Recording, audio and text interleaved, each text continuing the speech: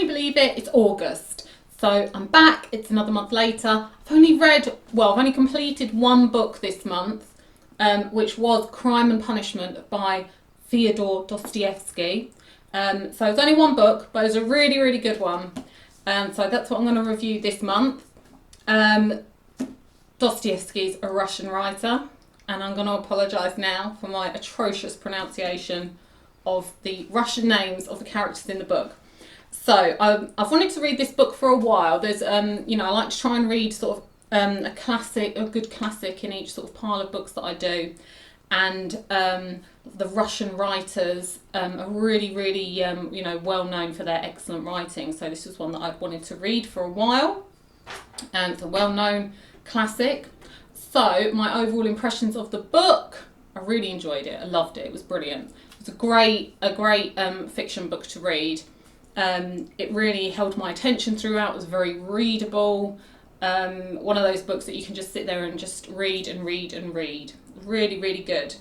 I felt it did have a little bit of a slow start. I think about the first sort of 10 to 20 pages, I wasn't too sure about it. It seemed very dark and a bit grim and miserable. And this is as sort of Dostoevsky setting the scene of Raskolnikov's miserable life, his poverty and his unhappiness, and his sort of sense of feeling of failure.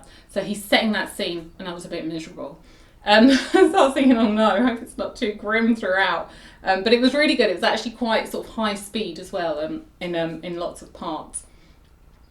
So he's very impoverished and depressed, and he's sort of wandering around St. Petersburg, where the book is set, sort of mulling over things, thinking on his life, thinking about what his next actions are going to be. He meets Marmeladov, who's sort of like this drunken, complete loser of a person. He's just made a complete mess of his life, and he pours his heart out to Raskolnikov, and Raskolnikov ends up taking him home because he's so drunk, and meets his wife, who's sort of neurotic and sickly and ill, and the children are crying and starving, and his older daughter, this Marmeladov, his older daughter Sonia has prostituted herself just to support the family, and yet he's taken, the last bit of money that they have and gone and got drunk again. So this is sort of a really kind of tragic situation for all the people involved, and they seem to be quite an important family throughout the book, who Raskolnikov returns to a lot. So that sort of happens sort of around the beginning. There's lots of ideas in the book, sort of modern, progressive, Victorian ideas that are spoken about, particularly by the younger characters. It's like, they're sort of, they know they're going to be forming like a new world, and it's going to be different to the old world.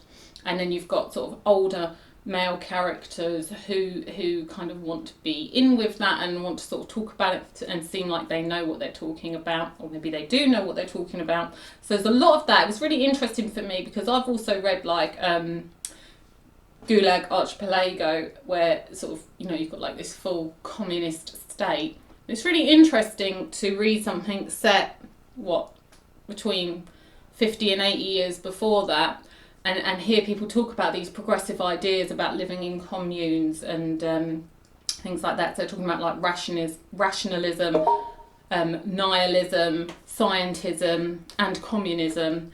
So it's really interesting to see how these ideas were floating around in society. And obviously these ideas were popular in a lot of the West. In Britain, a lot they were being talked about. I don't think that in Britain they were embraced as being so fully realisable, not by the general public anyway. So it's really interesting to see how that eventually played out in that country. These discussions always seem to be between men rather than the women. The women really seem to represent more traditional views in the book, religious sort of leanings and a sort of unquestioning loyalty to people, which was different from the sort of rationalism and scientism that the men were discussing. So these sort of ideas that are floating around have sort of infected Raskolnikov's mind and are sort of playing out. And he's thinking of sort of ideas of greatness and Napoleonic greatness, and thinking about what is right for a man to do, and if it is acceptable to do things which are wrong. If you are a right person who is going to make right things happen in the world, is it okay to do wrong actions? And thinking about how, and it's very true, many great, what we label as great leaders throughout time have been really quite atrocious people and done some really terrible things on a personal level, but because they're such a great leader and they're sort of really held up, it's not really focused on the sort of bad things that they've done. So he's thinking about all these ideas. He's spending a lot of time on his own. He becomes very sort of obsessive about things, and he ends up committing a murder. So he does this sort of experimentally to kind of understand it a bit more and understand the psychology of it, and it drives him like insane in the end. One of the things that I thought was interesting, he's sort of like, so Dostoevsky showing sort of the paranoia that comes after committing a crime, this fear of leaving little clues behind, or who could have seen something, or something that you didn't notice. That was really interesting. So there's a quote here. So this is after he's done it. Then a strange idea entered his head, that perhaps all his clothes were covered with blood, that perhaps there were a great many stains, but that he did not see them, did not notice them, because his perceptions were failing, were going to pieces. His reason was clouded. Suddenly he remembered that there had been blood on the purse too. Ah, then there must be blood on the pocket too, for I put the wet purse in my pocket. In a flash he had turned the pocket inside out, and yes, there were traces, stains on the lining of the pocket.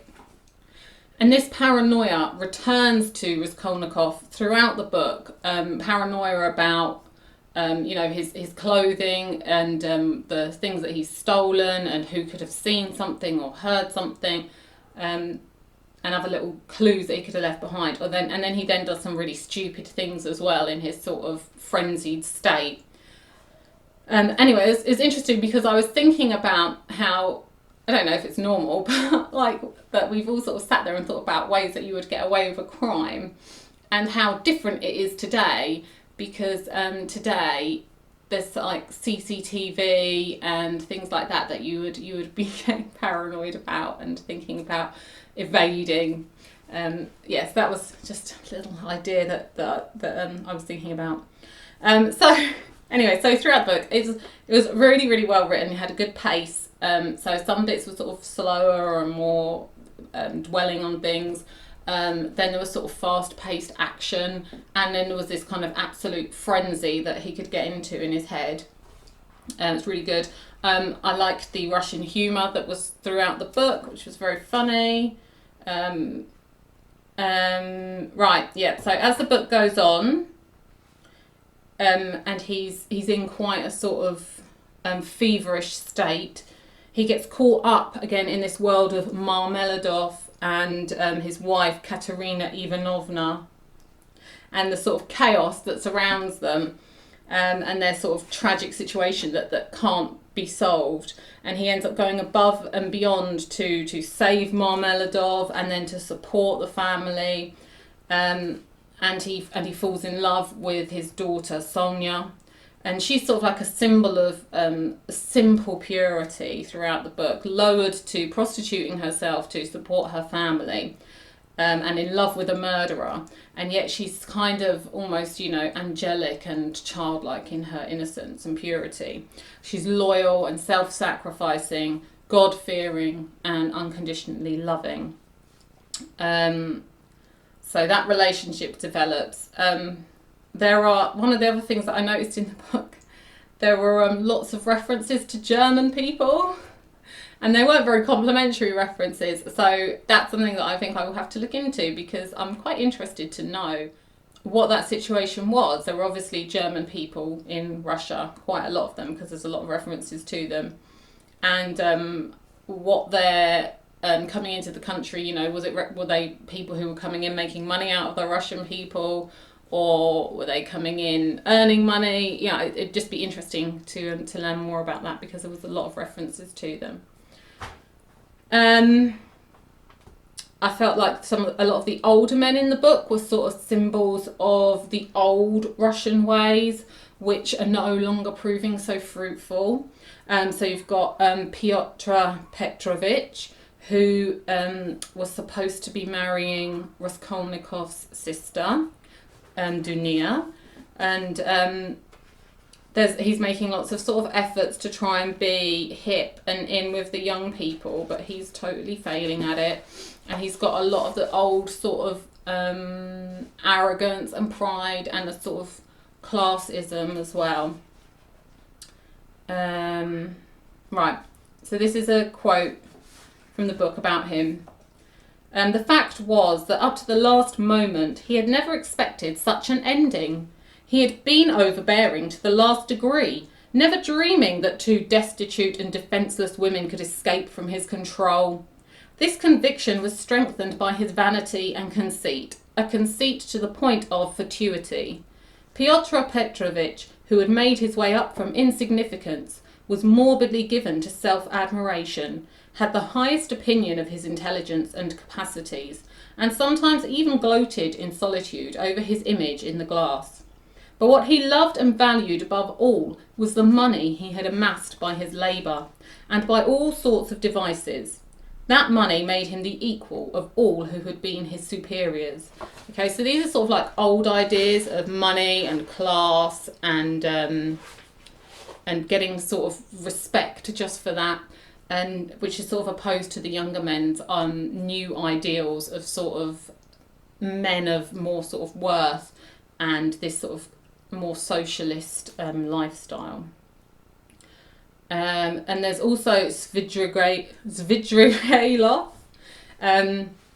who is also from that sort of older generation and has, in many ways, he sort of got what he wanted, and he's a bit of a playboy, but he's also not as shallow as he'd like to be, and he's unsatisfied, and in the end he's unable to escape himself, the parts of himself that he's sort of been trying to avoid all his life, really.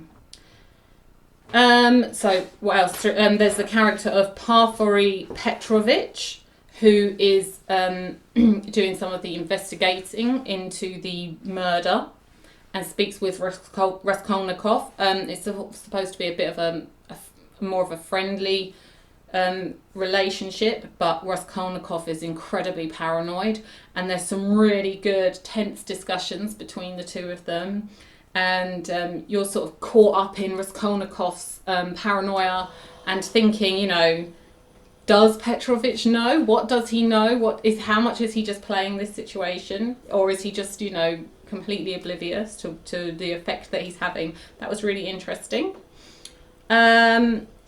Yeah, so then it gets to the end of the book. Eventually Raskolnikov can't stand it anymore, and he admits to what he's done.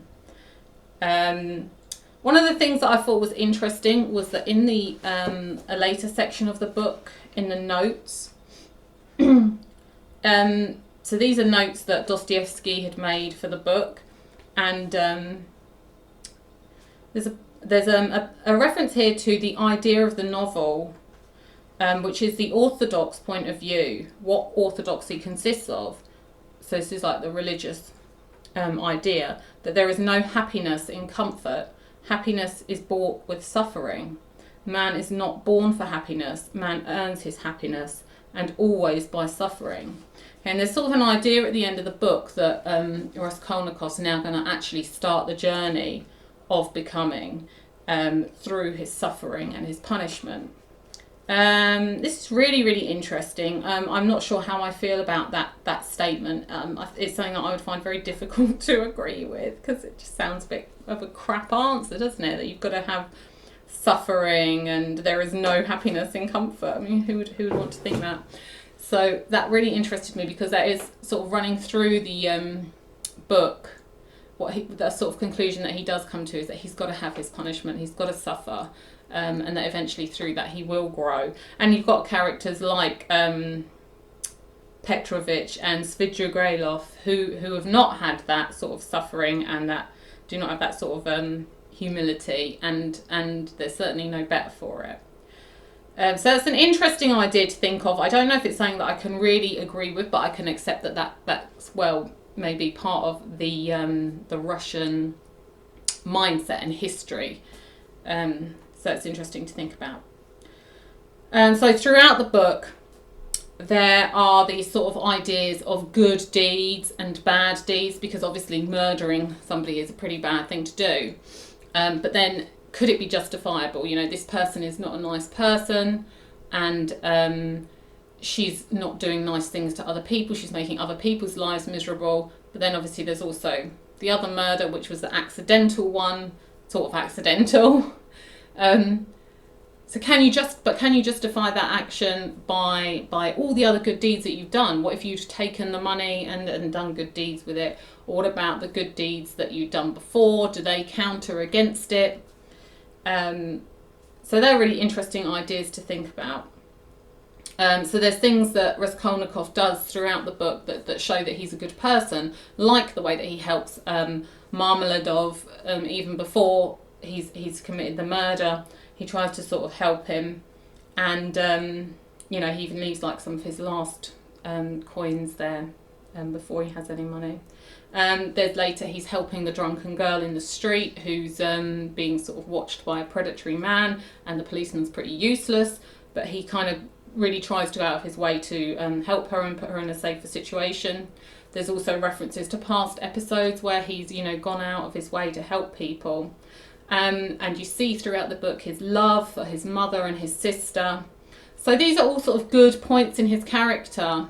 So then you think, well, should that be taken into consideration with his punishment? Obviously, a lot of his punishment is his own psychological punishing of himself.